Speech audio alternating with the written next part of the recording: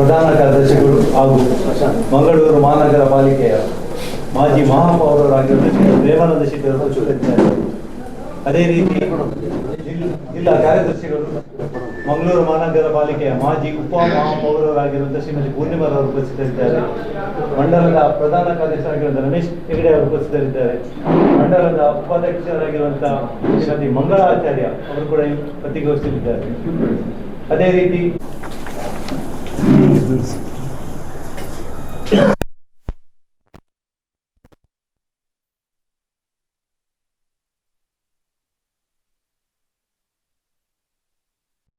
ಭಾರತೀಯ ಜನತಾ ಪಾರ್ಟಿಯ ಅಧ್ಯಕ್ಷರಾಗಿರುವಂಥ ರಮೇಶ್ ಕಂಡೆಟ್ಟು ಅವರೇ, ಅದೇ ರೀತಿ ಜಿಲ್ಲೆಯ ಪ್ರಧಾನ ಕಾರ್ಯದರ್ಶಿಗಳು ನಮ್ಮ ನಾಯಕರಾಗಿರುವಂಥ ಪ್ರೇಮಾನಂದ ಶೆಟ್ಟಿ ಅವರು, ಅದೇ ರೀತಿ ಜಿಲ್ಲೆಯ ಕಾರ್ಯದರ್ಶಿಗಳು ಶ್ರೀಮತಿ ಪೂರ್ಣಿಮಾ ಅವರು, ಮಂಗಳೂರು ನಗರ ದಕ್ಷಿಣದ ವಿಧಾನಸಭಾ ಕ್ಷೇತ್ರದ ಪ್ರಧಾನ ಕಾರ್ಯದರ್ಶಿಗಳಾಗಿರುವಂಥ ಗೌರವಾನ್ವಿತ ರಮೇಶ್ ಹೆಗಡೆ ಮತ್ತು ಲಲ್ಲೇಶ್ ಕುಮಾರ್ ಅವರು, ಅದೇ ರೀತಿ ಮಂಗಳೂರು ನಗರ ದಕ್ಷಿಣದ ಉಪಾಧ್ಯಕ್ಷರು ಶ್ರೀಮತಿ ಮಂಗಳ ಆಚಾರ್ಯ ಅವರು ಉಪಸ್ಥಿತರಿದ್ದಂಥ ಈ ಪತ್ರಿಕಾಗೋಷ್ಠಿಯಲ್ಲಿ ಎಲ್ಲ ಪತ್ರಿಕೆಯ, ದೃಶ್ಯದ, ಸಾಮಾಜಿಕ ಜಾಲತಾಣ ಮಾಧ್ಯಮದ ಎಲ್ಲ ಬಂಧುಗಳಿಗೆ ನಾನು ಪುನರಪಿ ಸ್ವಾಗತವನ್ನು ಮಾಡ್ತಾ, ಇವತ್ತು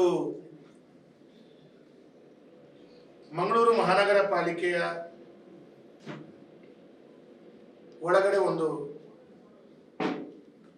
ಸೂಚನಾ ಫಲಕವನ್ನು ಹಾಕಿದ್ದಾರೆ. ಪಾಲಿಕೆಯಲ್ಲಿ ಜನನ ಮತ್ತು ಮರಣ ಅರ್ಜಿ ಸ್ವೀಕಾರ ಬಂದ್. ಸಾರ್ವಜನಿಕರ ಗಮನಕ್ಕೆ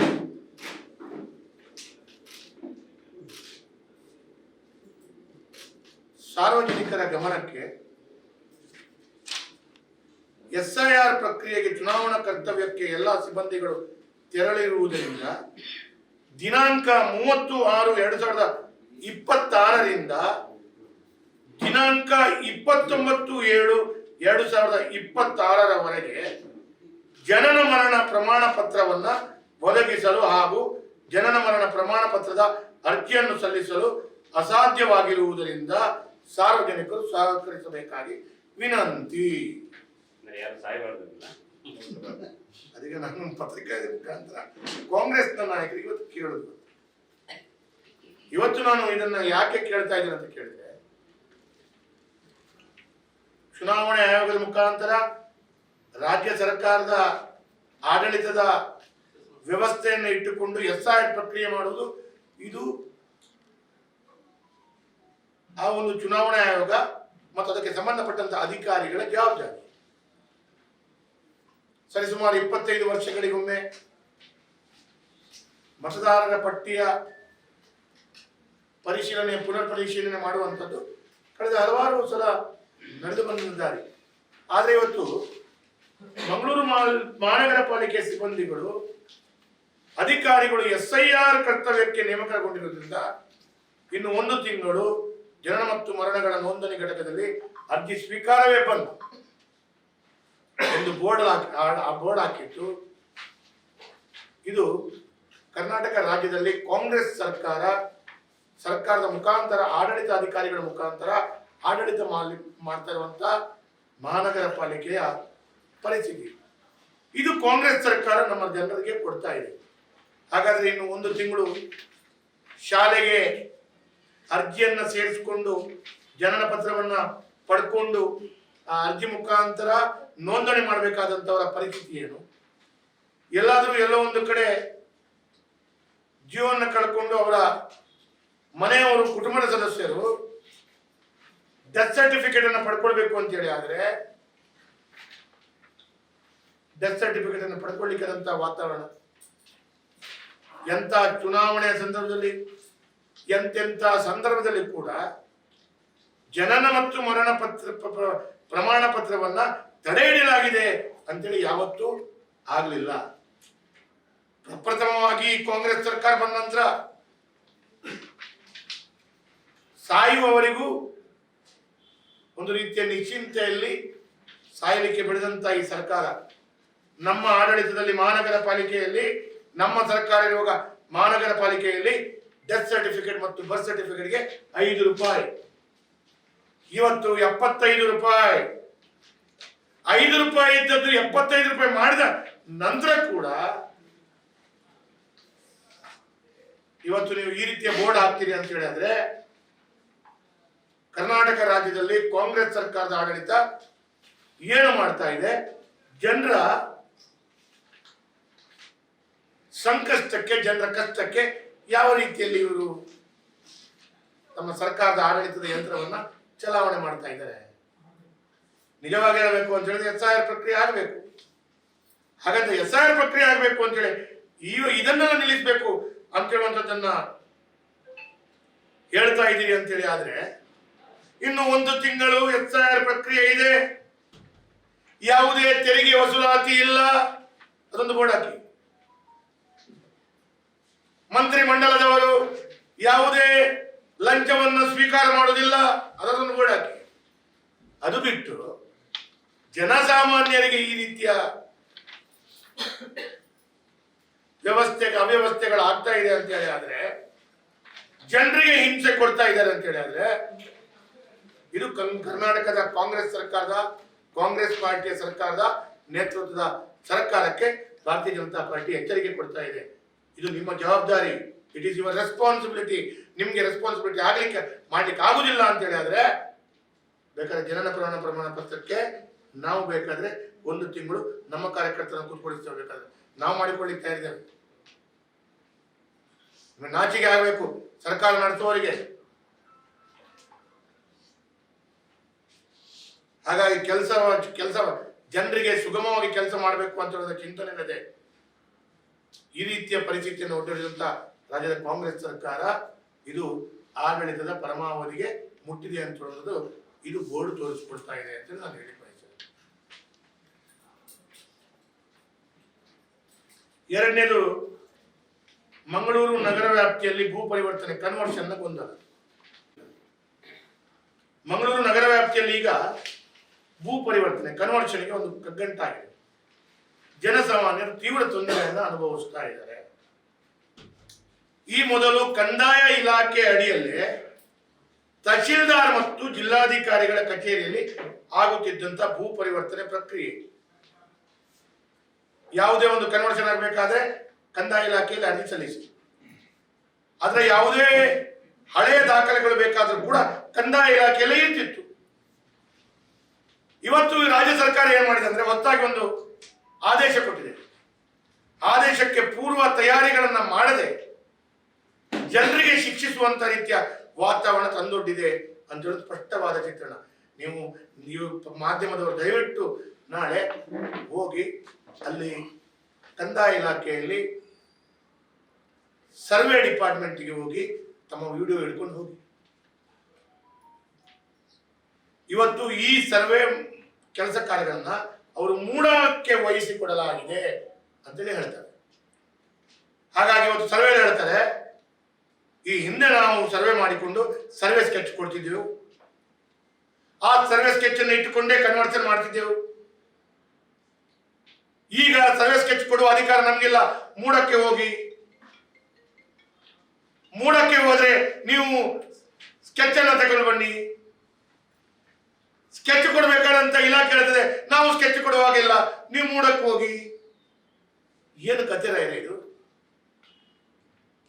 ಮೊನ್ನೆ UT ಖಾದರ್ ಅವರು ತಮ್ಮ ಪ್ರಕೃತಿ ವಿಕೋಪದ ಮೀಟಿಂಗ್ ನಲ್ಲಿ ಹೇಳಿದ್ರು, ಅಧಿಕಾರಿಗಳು ಫುಟ್ಬಾಲ್ ಹೊಡೆದಾಗ ಹೊಡಿತೀರಿ, ಇವರನ್ನು ಆಚೆಗೆ ತಳ್ತೀರಿ, ಆಚೆಗೆ ನಾನು ಅಧಿಕಾರಿಗಳನ್ನ ದೂಷಣೆ ಮಾಡೋದಿಲ್ಲ. ನೀವು ಮಂತ್ರಿ ಮಂಡಲದ ಕ್ಯಾಬಿನೆಟ್ ನಲ್ಲಿ ಇಂಥ ನಿರ್ಧಾರ ತೆಗೆದುಕೊಂಡ್ರೆ ಕಂದಾಯ ಇಲಾಖೆಯಲ್ಲಿ ಕನ್ವರ್ಷನ್ಗೆ ಸ್ಕೆಚ್ ಮಾಡಿಕೊಡಿ ಅಂತ ಹೇಳಿ, ಕನ್ವರ್ಷನ್ ಮಾಡ್ಕೊಳ್ಳಿಕ್ಕಿದೆ ಅಂತ ಹೇಳಿ ಕಂದಾಯ ಇಲಾಖೆಗೆ ಹೋಗಿ ಸ್ಕೆಚ್ ಮಾಡಿಸುವಂತ ಪ್ರಯತ್ನಗಳನ್ನು ಮಾಡಿದಾಗ ಅವ್ರು ಹೇಳ್ತಾರೆ ನಾವು ಮಾಡಲ್ಲ, ಮೂಡಕ್ಕೆ ಹೋಗಿ. ಮೂಡದವ್ರು ಹೇಳ್ತಾರೆ ನೀವು ಬರೀ ಕೈಯಲ್ಲಿ ಬಂದ್ರೆ ನಾವು ಹೇಗೆ ಕನ್ವರ್ಷನ್ ಮಾಡೋದು, ಸ್ಕೆಚ್ ತಗೊಂಡು ಬಂದು. ಅಂದ್ರೆ ಒಂದು ಕಡೆಯಲ್ಲಿ ಮೂಡದಲ್ಲಿ ಸಿಬ್ಬಂದಿಗಳ ಕೊರತೆ, ಒಂದು ಸರ್ವೆ ಮಾಡಬೇಕಾದ್ರೆ, ಕನ್ವರ್ಷನ್ ಮಾಡಬೇಕಾದ್ರೆ ಎಲ್ಲಾ ದಾಖಲೆಗಳು ಸರ್ವೇಗಳ ಹತ್ರ ಅಥವಾ ಅದರ ಅಡಂಗಲ್ಲು ಮತ್ತೆಲ್ಲಾ ದಾಖಲೆಗಳು ಕಂದಾಯ ಇಲಾಖೆಯಲ್ಲೇ ಇಟ್ಟುಕೊಂಡು ಕೇವಲ ಆದೇಶ ಬಂದ ನಂತರ ಮೂಢ ಮಾಡ್ಕೊಡ್ಬೇಕು ಅಂತ ಹೇಳಿದ್ರೆ ಇದ್ರ ಎಲ್ಲ ದಾಖಲೆಗಳು ನೀವು ಮೂಡಕ್ಕೆ ವರ್ಗಾವಣೆ ಮಾಡಿ ಆ ದಾಖಲೆಗಳನ್ನು ಮೂಡಕ್ಕೆ ಹಸ್ತಾಂತರ ಮಾಡ್ತಾರಾ? ಇಲ್ಲ. ಎಷ್ಟು ಸಾಮಾನ್ಯ ಜ್ಞಾನ, ಕಾಮನ್ ಸೆನ್ಸ್ ರೀ. ಮತ್ತೆ ಮಂತ್ರಿಗಳು ಹೇಳ್ತಾರೆ ನೀವು ಅಧಿಕಾರಿಗಳು ಆಚೆಗೆ ತಳ್ಳಿ ಈಚೆಗೆ ತಳ್ಳಿ, ಬ್ಯಾಟಿನಿಂದ ಆಚೆಗೆ ಹೊಡೀರಿ ಈಚೆಗೆ ಹೊಡೀರಿ. ಈ ರೀತಿಯ ಆದೇಶ ಸರ್ಕಾರ ಕೊಟ್ಟರೆ ಅವನು ಕನ್ವರ್ಷನ್, ನಾಳೆ ನಿಮ್ಮೆ ಕನ್ವರ್ಷನ್ಗೆ ಇದ್ರೆ ಸ್ಕೆಚ್ಗೆ ನೀವು ಕಂದಾಯ ಇಲಾಖೆಯ ನಮ್ದು ಯಾವುದದು ಸರ್ವೆ ಡಿಪಾರ್ಟ್ಮೆಂಟಿಗೆ ಹೋಗಿ, ಸರ್ವೆ ಡಿಪಾರ್ಟ್ಮೆಂಟ್ ಅಂತ ಹೇಳಿದ್ರೆ ಅದಕ್ಕೆ ಇನ್ನೊಂದು ಪ್ರಾಪರ್ಟಿ ಕಾರ್ಡ್ ಡಿಪಾರ್ಟ್ಮೆಂಟ್ಗೆ ಹೋಗಿ, ನಮ್ಮ ಹತ್ರ ಇಲ್ಲ ಮೂಡಕ್ಕೆ ಹೋಗಿ ಅಂತ ಹೇಳ್ತಾರೆ. ಮೂಡದಲ್ಲಿ ಹೋದ್ರೆ ಅವ್ರು ಹೇಳ್ತಾರೆ ನೀವೇ ನೋಡಿ ನಿಮ್ಮ ಕುಟುಂಬದ ಜಾಗ ಇದ್ರೆ ನೋಡಿ ಕನ್ವರ್ಷನ್ ಮಾಡಿ. ಹಾಗಿರುವಾಗ ಕಾಂಗ್ರೆಸ್ ಸರ್ಕಾರದ ಏಕಾಏಕಿ ಅವಿವೇಕದ ನಿರ್ಧಾರ ಕೈಗೊಂಡದ್ದು, ಯಾವುದೇ ನಕ್ಷೆ ಇಲ್ಲದೆ ಕನ್ವರ್ಷನ್ ಮಾಡಲು ಸಾಧ್ಯವಿಲ್ಲ ಅಂತ ಹೇಳುವಂಥದ್ದು ಅರಿತುಕೊಂಡು ತದನಂತರ ಯಾವುದೇ ನಕ್ಷೆಯ ದಾಖಲೆಗಳು ಮೂಡದವರಿಗೆ ಹಸ್ತಾಂತರ ಮಾಡದೆ ನೀವು ಮೂಡದವರಿಗೆ ಆದೇಶವನ್ನ ಬೆಂಗಳೂರಿನಲ್ಲಿ ಮಾಡಿಕೊಟ್ರೆ ಈ ಕೆಲಸ ಕಾರ್ಯಗಳು ಹೇಗೆ ಸಾಗುವುದು?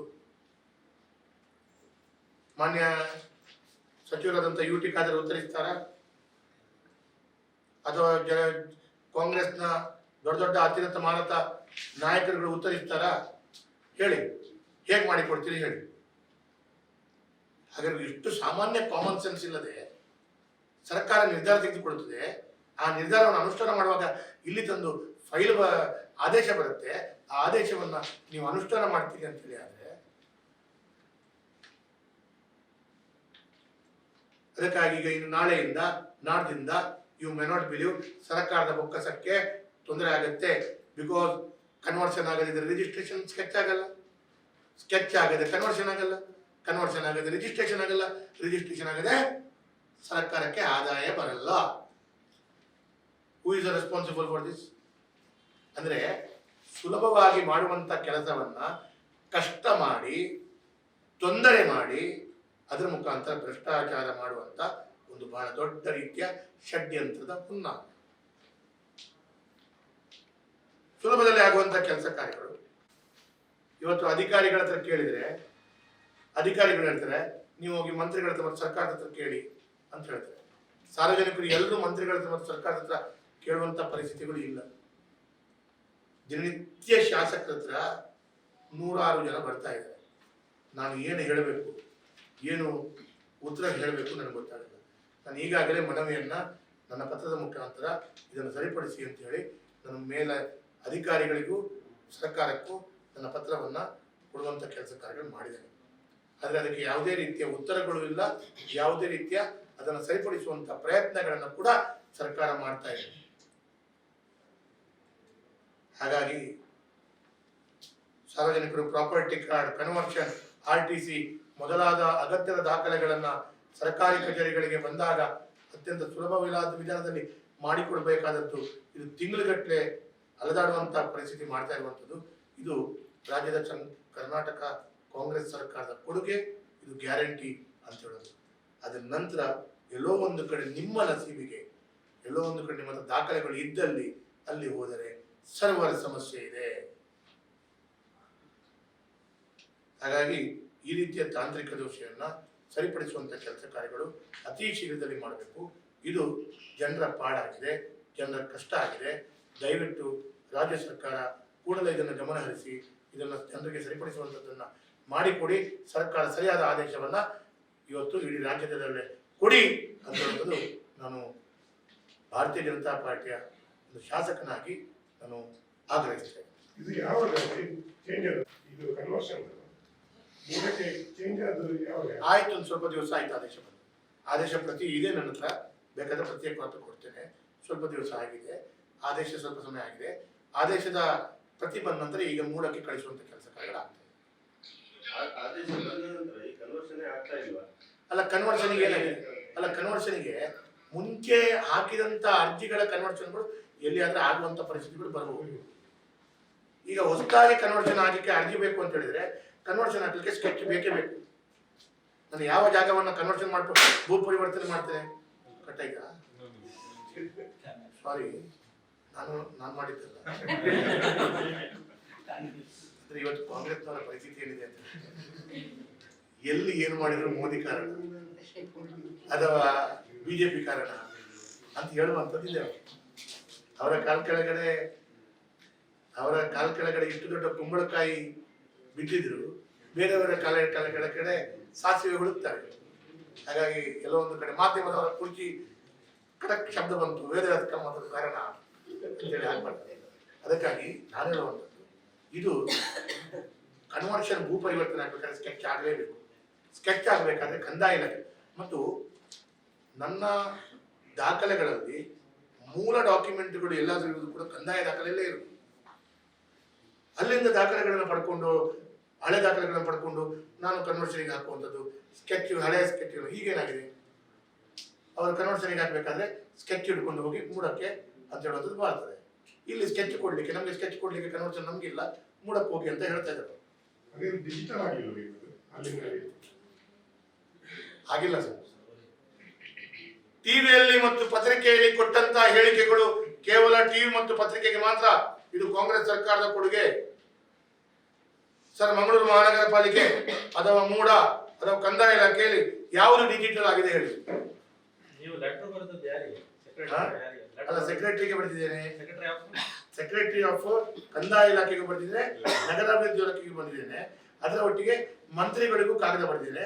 ಆದ್ರೆ ಒಂದು ಮಂತ್ರಿಗಳಿಗೆ ಕಾಗದ, ರೆವೆನ್ಯೂ ಇಲಾಖೆಗೆ ಕಾಗದ ಮಂತ್ರಿಗಳ ಕಚೇರಿಯಲ್ಲಿ ಕೊಟ್ಟಾಗಿದೆ. ಕಂದಾಯ ಮಂತ್ರಿಗಳಿಗೆ ಕೊಡ್ಲಿಕ್ಕೆ, ಇದು ಯುಡಿ ಮಂತ್ರಿಗಳಿಗೆ ನಾಳೆ ನಾಡ್ದು ವಾಪಸ್ ಹೋದಾಗ ನಾನು ಕೊಡ್ತೇನೆ. ಯಾಕಂತ ಹೇಳಿದ್ರೆ ಅಲ್ಲಿ ಕೊಡ್ಲಿಕ್ಕೆ ಆಗಲಿಲ್ಲ. ಮೊನ್ನೆ ಅವರ ಯುಡಿ ಮಿನಿಸ್ಟರ್ ಕಚೇರಿ ಉದ್ಘಾಟನೆ ಆಯ್ತು ಅಷ್ಟೇ.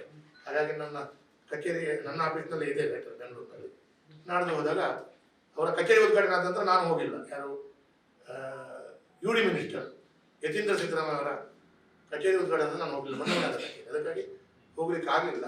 ಇನ್ನು ಹೋದಾಗ ಕೊಡ್ತೇನೆ. But revenue minister, revenue secretary, ಕಂದಾಯ ರೆವೆನ್ಯೂ ಯುಡಿ ಸೆಕ್ರೆಟರಿಗೆಲ್ಲ ಪತ್ರವನ್ನು ಕೊಟ್ಟಿದ್ದೇನೆ. ಇದು ನಿಮ್ಮ ಆಂತರಿಕವಾದಂತಹ ವ್ಯವಸ್ಥೆಗಳನ್ನು ಸರಿಪಡಿಸಿಕೊಳ್ಳೋ ದೃಷ್ಟಿಯಲ್ಲಿ ಒಂದು ಮಾಡಿ. ನಾನು ಹೇಳ್ತೇನೆ, ಇದು ಇವತ್ತು ನೀವು taken from my side Vedavyasa ಮಾತ್ರ ಒಂದು ವರ್ಡಿಂಗ್ ಬರೀರಿ. ಇನ್ನು 2 ವರ್ಷ ಈ ಸರ್ಕಾರ ಹೋಗುವ ತನಕ ಇದು ಸರಿಯಾಗಲ್ಲ. ಲಾಸ್ಟ್ ಒಂದು ಬರೀ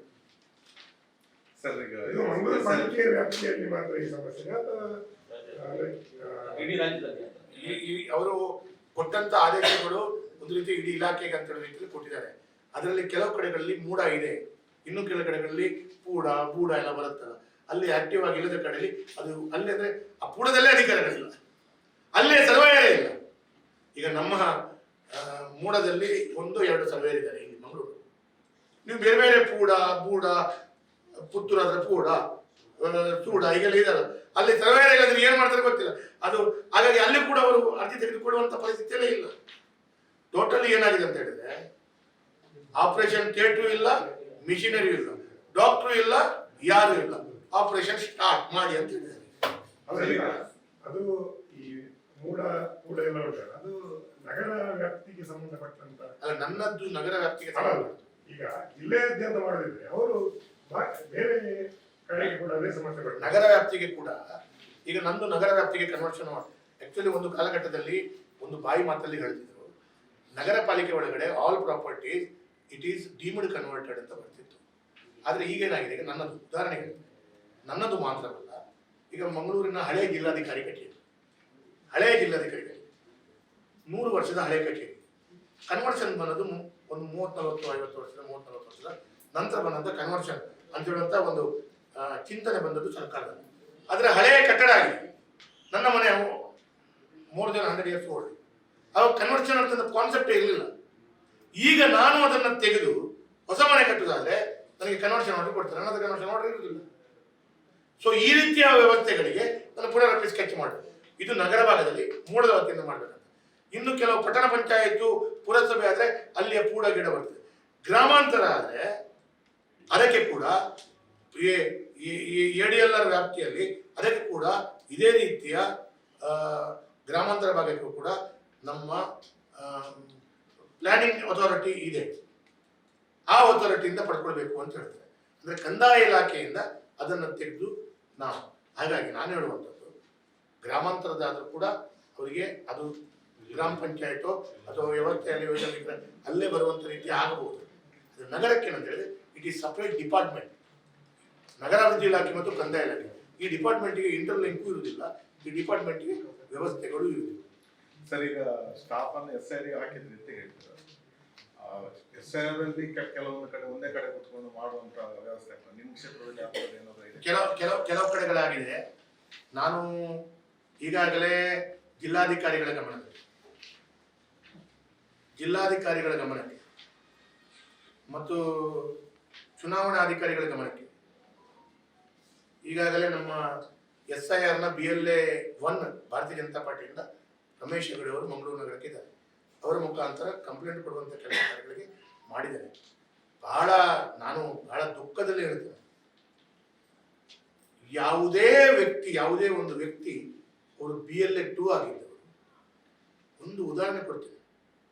ಒಂದೇ ಕಡೆ ಆಗಿದೆ ಅಂತ ಹೇಳೋಕ್ಕೆ ಬಹಳ ಸುಲಭದಲ್ಲಿ ಜನರಲ್ ನಾಲೆಜ್, ಇದು ನನ್ನ ಜನರಲ್ ನಾಲೆಜ್, ಯಾಕೆ ಅಧಿಕಾರಿಗಳಿಗೆ ತಲೆ ಹೋಗ್ತಾ ಇಲ್ಲ ಗೊತ್ತಿಲ್ಲ. ನೀವು ಇದನ್ನ ಒಮ್ಮೆ ಪರಿಶೀಲನೆ ಮಾಡಿ ನೋಡಿ. ಇವತ್ತು ಇಡೀ ಭಾರತದಲ್ಲಿ ಎಲ್ಲಿಯೂ SIR ಪ್ರಕ್ರಿಯೆ ಆಗುವಾಗ ಈ 2025ರ ಹೊತ್ತಿಗೆ ಒಂದು ಬೂತಿನಲ್ಲಿ, ಒಂದು ಮತಗಟ್ಟೆಯಲ್ಲಿ 1,000 ಮತ ಇದ್ದರೆ, ಈಗ 26ರ ಹೊತ್ತಿಗೆ SIR ಮಾಡುವಾಗ ಅಲ್ಲಿ ಒಂದು 50 ಜನ, 25 ಜನ, 100 ಜನ ಅಲ್ಲಿ ಆ ಮನೆಯನ್ನ ಬಿಟ್ಟು ಹೋದವರು, ಅವರು ಎಲ್ಲಿ ಹೋಗಿದ್ದಾರೆ ಅಂತ ಗೊತ್ತಿಲ್ಲದವರು, ಅಥವಾ ಬೇರೆ ರಾಜ್ಯಕ್ಕೆ ಬೇರೆ ಕಡೆ ಶಿಫ್ಟ್ ಆದವರು, ಅಲ್ಲಿ ಹೋದಾಗ ಇಲ್ಲಿ ಮುಂಚೆ ಅವರು ಫ್ಲಾಟ್ನಲ್ಲಿ ಈಗ ಎಲ್ಲಿ ಹೋಗಿದ್ದಾರೆ ಅಂತ ಗೊತ್ತಿಲ್ಲ ಅಂತ ಹೇಳೋದು. ನಮಗೊಂದು ಕನಿಷ್ಠ ಒಂದು 10, 20, 50, 100 ಫಾರ್ಮ್ಗಳು ಸಿಗುತ್ತೆ, ಸಿಗಲೇಬೇಕು, 100% ಸಿಗಬೇಕು. ಈಗ ನಮ್ಮ ಮಂಗಳೂರು ದಕ್ಷಿಣದಲ್ಲಿ ಇತ್ತೀಚೆಗೆ 3 ಬೂತ್ಗಳ ಎಲ್ಲ ಫಾರ್ಮ್ ಅನ್ನ, ಎನ್ಯುಮರೇಷನ್ ಫಾರ್ಮ್ ಅನ್ನ BLA 2ಗಳು ಅಲ್ಲ BLOಗಳು ಎಲ್ಲ ಎನ್ಯುಮರೇಷನ್ ಫಾರ್ಮ್ ಅನ್ನ 100% ಅವರಿಗೆ ಮುಟ್ಟಿಸಿದ್ದಾರೆ. 1,000 ಮತದಾರರನ್ನು ಕೂಡ ಈ ಟೀಚರು ಅಥವಾ ಯಾರೋ ಹುಡುಕಿದಿರಾ? ಸಾಧ್ಯವೇ ಇಲ್ಲ. ಆದ್ರೆ ಫಾರ್ಮ್ ಅನ್ನ 50, 100 ಇನ್ಯಾರಿಗೆ ಕೊಟ್ಟು ಏನೋ ರೀತಿಯ ಗೊಂದಲಗಳು ಆಗಿದೆ ಅಂತ ಹೇಳುವಂಥದ್ದು ಮೇಲ್ನೋಟಕ್ಕೆ ಸಾಬೀತಾಗಿದೆ. ನನ್ನದೀಗ 5 ಬೂತ್ಗಳಲ್ಲಿ 100% ಮ್ಯಾಪಿಂಗ್, 9 ಬೂತ್ಗಳಲ್ಲಿ ಆಯ್ತಾ. ಅದರಲ್ಲಿ 9 ಬೂತ್ಗಳಲ್ಲಿ ಒಂದು 7-8 ಬೂತು ಬಿಜೆಪಿಗೆ, ಎಲ್ಲೋ ಒಂದು ಕಡೆ ಕಾಂಗ್ರೆಸ್ಗೆ ಫೇವರ್ ಆಗಿರುವಂತಹ ಬೂತ್ಗಳೇ 100%. ಅಲ್ಲಿ 100% ಮ್ಯಾಪಿಂಗ್ ಮಾಡುವ ಹಾಗೆ ಮತ್ತು 100% ಆ ಮನೆಗಳಿಗೆ, ಆ ವ್ಯಕ್ತಿಗಳಿಗೆ ಎನ್ಯುಮರೇಷನ್ ಫಾರ್ಮ್ ಕೊಡುವ ಹಾಗೆ. ಎನ್ಯುಮರೇಷನ್ ಫಾರ್ಮ್ ಕೊಟ್ಟದ್ದು ನಾಳೆ ಆ ವ್ಯಕ್ತಿ ಫಿಲಪ್ ಮಾಡಿ ಸೈನ್ ಹಾಕಬೇಕು. ಸೈನು 10 ಜನರದ್ದು ಇವರೊಬ್ಬರೇ ಹಾಕಿ ಕೊಡ್ತಾರ? 1,000 ಜನರನ್ನು ಕೂಡ ಐಡೆಂಟಿಫೈ ಮಾಡಿ 1,000 ಜನರಿಗೂ ಎನ್ಯುಮರೇಷನ್ ಫಾರ್ಮ್ ಕೊಟ್ಟಾಯಿತು. ಇಲ್ಲಲ್ಲ, ನಿನ್ನೆ ವರದಿ ಪ್ರಕಾರ ಸರ್ ಆಲ್ರೆಡಿ ನನ್ನದು ದಾಖಲಿದೆ. ನಿನ್ನೆ ನೀಡಿದ ವರದಿ ಪ್ರಕಾರ 2,40,000 ನಿಮ್ಮ ಇದರಲ್ಲಿ 2,45,000 1,81,229 ಮಂದಿಗೆ ಮಾತ್ರ ಕೊಟ್ಟದ್ದು ಅಂತ ವರದಿ ಕೊಟ್ಟಿದ್ದಾರೆ. ಸರ್ ಒಂದು ಬೇಜಾರು ಮಾಡಬೇಡಿ. ಈ ವಿಷಯದಲ್ಲಿ ನಾನು ಬಹಳಷ್ಟು ಜಾಸ್ತಿ ಮಾಹಿತಿಗಳನ್ನು ತಿಳ್ಕೊಂಡಿದ್ದೇನೆ. ಅವರು ಇಡೀ ವಿಧಾನಸಭಾ ಕ್ಷೇತ್ರದ ಕೇಳ್ತಾ ಇದ್ದಾರೆ. ಒಂದು ವಿಧಾನಸಭಾ ಕ್ಷೇತ್ರದಲ್ಲಿ 249 ಮತಗಟ್ಟೆ ಇದೆ. ಮತಗಟ್ಟೆ, ಒಂದು ಮತಗಟ್ಟೆಯಲ್ಲಿ ಅಂದಾಜಿನಲ್ಲಿ ಅಪ್ರಾಕ್ಸಿಮೇಟ್ಲಿ 600ರಿಂದ 1,400 ಮತಗಳಿದೆ. ಆಯ್ತಾ? 600 ಮತಗಳಿರುವಂತ ಮನೆಗಳಿರುವಂತ ಒಂದು ಬೂತಲ್ಲಿ ಆ 600 ಮತವನ್ನ ಕೂಡ 100% ಹುಡುಕ್ಲಿಕ್ಕೆ ಆಗದಂತ 200 ಬೂತುಗಳು, 250 ಬೂತುಗಳು, 230 ಬೂತುಗಳು ಹೀಗೆ ಸಿಗುತ್ತೆ. ಆದರೆ ಈ 7-8 ಬೂತುಗಳಲ್ಲಿ ಆ 1,000 ಮತಗಳು ಕೂಡ ನಿಮಗೆ 100% ನೀವು ಹುಡುಕಿದ್ರ ಟೀಚರ್ಗಳು, ಅದು ಕೂಡ 5 ದಿವಸದಲ್ಲಿ. ಅದೇ ಇಷ್ಟು ವರ್ಷದ 2024ರ ಚುನಾವಣೆ ಮತ್ತು 2023ರ ಚುನಾವಣೆಗೆ ಆ ಬೂತಿನಲ್ಲಿ 80% ವೋಟ್ ಪೋಲಿಂಗ್ ಆದದ್ದು. 20% ವೋಟ್ ಪೋಲಿಂಗ್ ಆಗಲಿಲ್ಲ, ಅಥವಾ 15% ವೋಟ್ ಪೋಲಿಂಗ್ ಆಗಲಿಲ್ಲ. ಆದ್ರೆ ಇವರಿಗೆ ಈಗ 100% ಎನ್ಯುಮರೇಷನ್ ಫಾರ್ಮ್ ಸಿಗುವುದು, ಕೊಡ್ಲಿಕ್ಕೆ ಅವರು ಸಿಕ್ಕಿದ್ದೆ ಅಲ್ಲಿ ಇವರಿಗೆ. 1 ಮಿನಿಟ್. 2ನೇ ಪ್ರಶ್ನೆ ಸರ್, ಟೆಕ್ನಿಕಲಿ ಬಹಳ ಸೌಂಡ್ ಇದೆ ನನಗೆ. DC ಅವರೆಲ್ಲ ಚುನಾವಣಾ ಆಯೋಗದ ಯಾವ ಅಧಿಕಾರಿಗಳು ಬಂದರೂ ಕೂಡ ಬಹಳಷ್ಟು ಟೆಕ್ನಿಕಲಿ ಸೌಂಡ್ ಇದೆ. ನಾನು ಸೌಂಡ್ ಇದೆ ಅಂತ ನಾನು ಅನ್ನಟ್ಟಕ್ಕೆ ಬೆನ್ನು ತಡ್ತದಲ್ಲ. ಈ SIR ಬಗ್ಗೆ ಎನಿ ಕೈಂಡ್ ಆಫ್ ಡೌಟ್ ಯಾವ ಇಲಾಖೆ ಅಧಿಕಾರಿಗಳು ಬಂದು ಕೇಳಿ, ಯಾವ BLO ಕೇಳಿ, ಯಾವ ಚುನಾವಣಾಧಿಕಾರಿ ಕೇಳಿ, ಎಲ್ಲದಕ್ಕೂ ಉತ್ತರ ಕೊಡುವಷ್ಟು ಮಟ್ಟಿಗೆ ನಾನು ತಿಳ್ಕೊಂಡಿದ್ದೇನೆ. ಇನ್ನೊಂದು ಪ್ರಶ್ನೆ ಕೇಳ್ತೇನೆ, SIR ಅಲ್ಲಿ ಇನ್ನೊಂದು ಮಾಡ್ತಾರೆ. ನಾನು ಹೇಳಿದಾಗ ಸರ್ 2025 ಚುನಾವಣೆಯ ಮತದಾರರ ಪಟ್ಟಿಯ ಆಧಾರದಲ್ಲಿಟ್ಟುಕೊಂಡು 2025 ಮತದಾರರ ಪಟ್ಟಿ ಇದರಲ್ಲಿ ಇದ್ದವರ ಎಲ್ಲರನ್ನ ಎನ್ಯುಮರೇಷನ್ ಫಾರ್ಮ್ ಕೊಡಬೇಕು ಅಂತೇಳಿ ಅವರನ್ನು ಹುಡುಕ್ತಾ ಇದ್ದಾರೆ. ಅದರಲ್ಲಿ ಈಗಾಗಲೇ ಮ್ಯಾಪಿಂಗ್ ಮಾಡಿದವರು ಹೇಗೆ ಅಂತ ಕೇಳಿದ್ರೆ, ಅವರು 2002 ಎಲ್ಲಿದ್ರು ಅಂತ ಹೇಳುವಂಥ ದಾಖಲೆ, ವೋಟರ್ ಲಿಸ್ಟ್ ದಾಖಲೆಗಳು ಅವತ್ತಿನದು ಪ್ರೂಫ್ ಕೊಡಬೇಕು. ಅವಾಗ ತುಂಬಾ ಜನ ಎಲ್ಲೆಲ್ಲೋ ಇದ್ದವರು 2025 ಮಂಗಳೂರಿನಲ್ಲಿ ಈಗ ಇಲ್ಲಿದ್ದಾರೆ, ಈ ಮನೆಯಲ್ಲಿದ್ದಾರೆ. 2002 ಹೊತ್ತಿಗೆ ಅವರು ರಾಜ್ಯದ ಬೇರೆ ಎಲ್ಲಿ ಭಾಗದಲ್ಲಿ ತಾಲೂಕಲ್ಲಿ ಇದ್ದಿರ್ಬೋದು, ಈಗ ಇಲ್ಲಿ ಬಂದಿದ್ದಾರೆ. ಈಗ ಒಮ್ಮೆ SIR ಪ್ರಕ್ರಿಯೆ ಪ್ರಾರಂಭ ಆದ ನಂತರ ಅವರು 45 ವರ್ಷ ಮೇಲ್ಪಟ್ಟಿದ್ದಾರೆ ಅಂತೇಳಿ ಆದ್ರೆ ಅವರು ಬೇರೆ ತುಮಕೂರಿನಲ್ಲಿದ್ರು, ಉಡುಪಿಯಲ್ಲಿದ್ರು, ಅವರನ್ನ ಇಲ್ಲಿ ಶಿಫ್ಟ್ ಮಾಡಿಸಬೇಕು. ಯಾಕಂದ್ರೆ ಅಲ್ಲಿ ಹೆಸರಿದ್ದಲ್ಲಿ ಮಾತ್ರ ಇಲ್ಲಿ ಸೇರಿಸಿಕೊಳ್ಬಹುದು ಅಂತ ಹೇಳೋದು ಚುನಾವಣಾ ಆಯೋಗದ ಕಾನೂನು ಹೇಳುತ್ತೆ. ಈಗ ಕೆಲವು ಕಡೆಗಳಲ್ಲಿ ಒಂದೇ ಡೋರ್ ನಂಬರ್ದಲ್ಲಿ 50 ಜನ 100 ಜನ ಒಂದೇ ಡೋರ್ ನಂಬರ್ದಲ್ಲಿ ಇದ್ದಾರೆ. 60 ವರ್ಷದವರು, 70 ವರ್ಷದವರು, 80 ವರ್ಷದವರು, 45 ವರ್ಷ ಮೇಲ್ಪಟ್ಟವರು ಒಂದೇ ಡೋರ್ ನಂಬರ್ದಲ್ಲಿ 150 ಜನ ಇದ್ದಾರೆ ಒಂದು ಕಡೆಯಲ್ಲಿ. ಎಲ್ಲ ಸರ್ನೇಮ್ಗಳು ಬೇರೆ ಬೇರೆ. ವೇದವ್ಯಾಸ ಕಾಮತ್ರ ಮನೆಯಲ್ಲಿ ವೇದವ್ಯಾಸ ಕಾಮತ್ರ ಬರಬೇಕಲ್ಲ, ಪ್ರೇಮಾನಂದ ಶೆಟ್ಟರ್ ಮನೆಯಲ್ಲಿ ಪ್ರೇಮಾನಂದ ಶೆಟ್ಟರೇ ಬರಬೇಕಲ್ಲ, ವೇದವ್ಯಾಸ ಕಾಮತ್ರ ಮನೆಯಲ್ಲಿ ಫೆರ್ನಾಂಡಿಸು ಬರ್ತಾನೆ, ಅಬ್ದುಲ್ಲನು ಬರ್ತಾನೆ, ಅಥವಾ ವೇದವ್ಯಾಸ ಕಾಮತ್ರ ಬರ್ತಾರೆ, ಪ್ರೇಮಾನಂದ ಶೆಟ್ಟರು ಬರ್ತಾರೆ. ಆ ಮನೆಯ ಪರಿಸ್ಥಿತಿ ಏನು ಅಂತೇಳಿ ಆ ರೀತಿ ಮನೆ ಇರ್ಲಿಕ್ಕೆ ಸಾಧ್ಯ ಅಂತ ಹೇಳಿದ್ರೆ ಇಲ್ಲ. ಒಂದು ಡೋರ್ ನಂಬರ್ದಲ್ಲಿ ಬೇರೆ ಬೇರೆ ಸರ್ನೇಮಿನವರು ಒಂದೇ ಡೋರ್ ನಂಬರ್ 150-200 ಜನ ಇದ್ದಾರೆ.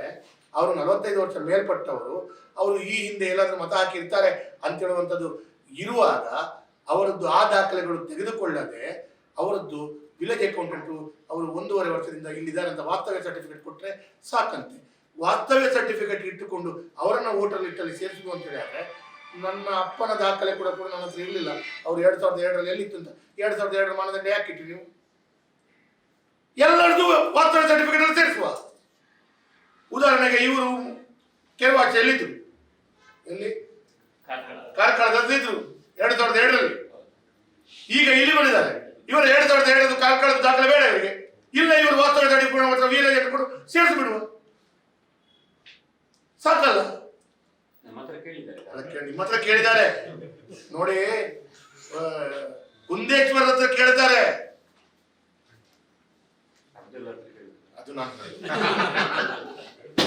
ಅದು ನಾನು ಹೇಳೋದು ಸರ್. ಈಗ ಇದಕ್ಕೆ ಸಂಬಂಧಪಟ್ಟ ಈ ವ್ಯವಸ್ಥೆಯಲ್ಲಿ ತಪ್ಪಾದದ್ದು ನಾವು ಹುಡುಕಿ ಚುನಾವಣಾ ಆಯೋಗ ವಿತ್ ರೈಟಿಂಗ್ ಕಂಪ್ಲೇಂಟ್ ಕೊಡುವಂತ ಕೆಲಸ ಕಾರ್ಯಗಳು ಮಾಡ್ತೇವೆ. ಮತ್ತೆ ಈ ಕಂಪ್ಲೇಂಟ್ಗಳು ರಾಜ್ಯ ಚುನಾವಣಾ ಆಯೋಗಕ್ಕೂ ಕೊಡ್ತೇವೆ, ತಪ್ಪಿದ್ರೆ ಡೆಲ್ಲಿಯ ದೆಹಲಿ ಚುನಾವಣಾ ಆಯೋಗಕ್ಕೂ ಕೊಡ್ತೇವೆ.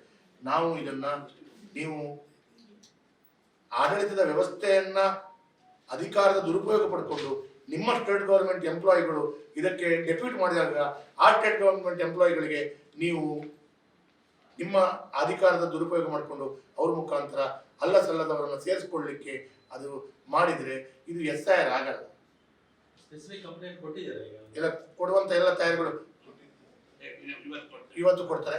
ಒಂದು 2-3 ರೆಡಿ ಮಾಡಿದ್ದಾರೆ ದಾಖಲೆಗಳು. ಈಗ ಕಂಪ್ಲೇಂಟ್ ಕೊಡುವುದು ಕೆಲವು ಪೂರಕ ದಾಖಲೆಗಳು ನೋಡಿ. 1 ಮಿನಿಟ್ ಕೇಳಿ ಸರ್.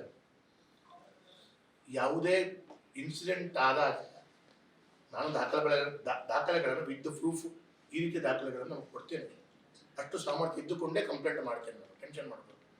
ಈ ಕಾಂಗ್ರೆಸ್ನವರು ವೇದಸ್ಕ ಮಾತ್ರ ಬೇಕಂತಲೇ ಮಾತಾಡ್ತಾರೆ. along with all the document or the proof I will give the complaint.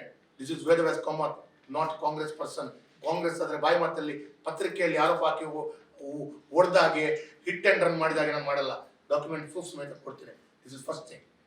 Second, proof ಹುಡುಕುವ ಕೆಲಸ ನಂದಲ್ಲ.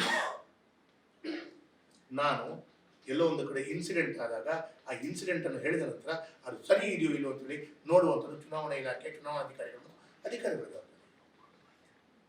ನಾನು ಹೇಳಿದ್ದು ಸರಿ ಇದೆಯೋ ಇಲ್ವೋ, ಸರಿ, ಒಂದು ಮನೆಯಲ್ಲಿ 10 ಜನ ಇದ್ದಾರೆ ಅಂತ ಹೇಳೋದು ದಾಖಲೆಗಳನ್ನ ಅಲ್ಲಿ ಒಂದು 50 ಜನ ಟೇಬಲ್ ಹಾಕಿ ಕೂತ್ಕೊಂಡು ಅವನೇ ತೆಕ್ಕೊಂಡು 50 ಜನರದ್ದು ಕೂಡ ಅವನೇ ಎಲ್ಲರ ದಸ್ಕದಾಗಿ ಕೊಡುದಂತೆ. ನೀವು ಟಿವಿಯಲ್ಲಿ ಮಾಧ್ಯಮದಲ್ಲಿ SIR ಫೈನಲಿ ಚುನಾವಣೆ ಆಯೋಗದವರ ಹತ್ರ ಕೂಡ ಸಂಪೂರ್ಣವಾದಂಥ ಸಿಬ್ಬಂದಿಗಳು ಇರುವುದಿಲ್ಲ. ಸಿಬ್ಬಂದಿಗಳು ಯಾರ ಹತ್ರ ಮಾಡಬೇಕು?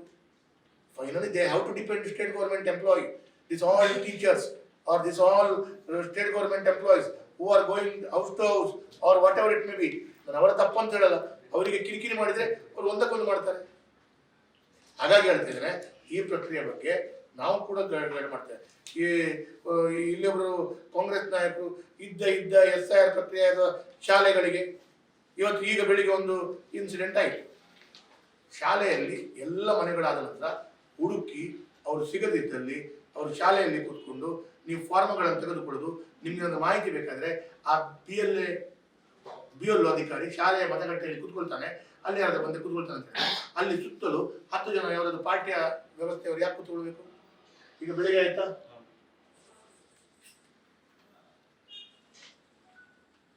ಈಗ 100% ಯಾವುದು 100% ಆದದ್ದು 100% ಕಾಂಗ್ರೆಸ್ಗೆ ಬೀಳುವ ಮತಗಟ್ಟೆಗಳು.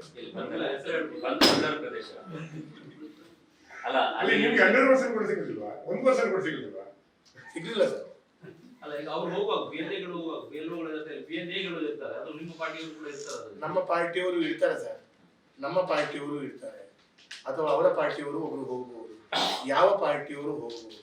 ಆದರೆ ಎಲ್ಲ ಸಂದರ್ಭದಲ್ಲಿ ಎಲ್ಲರೂ ಇರುವುದಿಲ್ಲ. ಯಾಕಂದ್ರೆ ಈಗ ನಾಳೆ ಟೀಚರ್ ಹೇಳ್ತಾರೆ ನಮ್ಗೆ 2 ದಿವಸ ಬರ್ಲಿಕ್ಕೆ ಆಗುದಿಲ್ಲ, ನಾವು ಹೋಗುವಾಗಿಲ್ಲ, ನಮ್ಮ ಹತ್ರ ಇಲ್ಲ. ಒಂದು ದಿವಸ ನಮ್ಮ ಹುಡುಗ ಯಾರಿಗಾದ್ರು ಹೋಗ್ಲಿಕ್ಕೆ 1/4 ಗಂಟೆ ಆಗಲಿಲ್ಲ.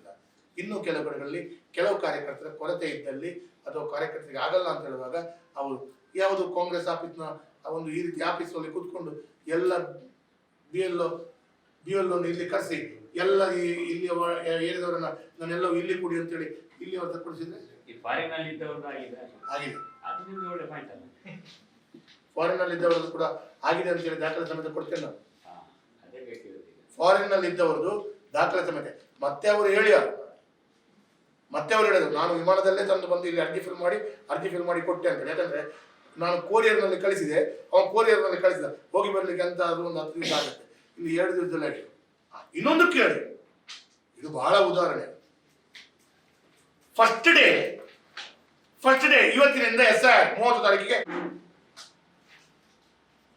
ತಾರೀಕಿಗೆ ಒಂದು ಟೀಚರ್ ನಂದು 100% ಆಗಿದೆ ಅಂತೇಳಿ ಹೇಳಿ. ನಾವು ಎಂತ ಬೆಳಿಗ್ಗೆ 10 ಗಂಟೆ ಸಾಯಂಕಾಲ ತನಕ ತಿರುಗಾಡಿದ್ರೆ ಒಂದು ದಿವಸ ಒಂದು 250 ಮತದಾರರನ್ನ 250 voters means it is almost 70-75 houses ಅಥವಾ 100 ಹೌಸಸ್. ಇಷ್ಟಕ್ಕೆ ನಾವು ಭೇಟಿ ಆಗ್ಬೋದು. ಅವರು 1200 ಮತದಾರರನ್ನು ಕೂಡ ಭೇಟಿಯಾಗಿದ್ದಾರೆ. ನಂದು 100% ಆಗಿದೆ ಅಂತೇಳಿ ಅವರು ಕಂಪ್ಯೂಟರ್ನಲ್ಲಿ ಮೇಲಧಿಕಾರಿಗೆ ಅಪ್ಲೋಡ್ ಮಾಡಿದ್ದಾರೆ. ದಾಖಲೆ ಅದು ಕೂಡ ಇದೆ. ಒಂಡೆಯಲ್ಲಿ ಬ್ರಹ್ಮ ಪ್ರತ್ಯಕ್ಷ ಆಗಿ ಬಂದು ಕೂಡ ಆಗ್ಲಿಕ್ಕಿಲ್ಲ.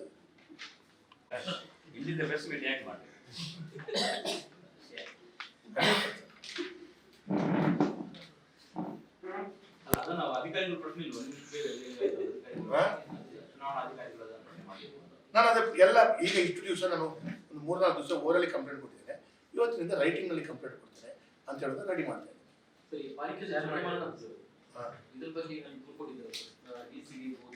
DC ಅವರಿಗೆ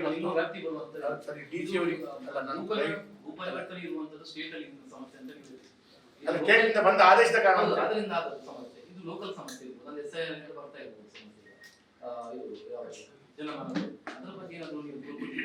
ನಾನು ಗಮನಕ್ಕೆ ನೋಡಿ. ಅಲ್ಲ 1 ಮಿನಿಟ್. ನಾನು ಈಗಾಗಲೇ ಮಹಾನಗರ ಪಾಲಿಕೆಯ ವರಿಷ್ಠರು ಮತ್ತು ಜಿಲ್ಲಾಧಿಕಾರಿಗಳ ಗಮನಕ್ಕೆ ತಂದಿದ್ದೇನೆ ಬೈ ಓರಲಿ ಫೋನ್. ಯಾಕಂದ್ರೆ ಖಾಲಿ ಸ್ಟಾಫ್ ಕೇಳುದು ಪುಣ್ಯ ಮನವಿ ಕೊಡುದು ಯಾಕೆ sir? It is 1 minute sir, 1 minute ಕೇಳಿ. ಎಲ್ಲೋ ಒಂದು ಕಡೆ ಮರ ಬಿತ್ತು ತಕ್ಷಣ ರೋಡ್ ಡ್ರಾಪ್ ಆಗಿದೆ, ರೋಡ್ ಬಂದ್ ಆಗಿದೆ, ಅದಕ್ಕೆಲ್ಲ ಮನವಿ ಕೊಡ್ಲಿಕ್ಕಿಲ್ಲ sir. It is emergency subject.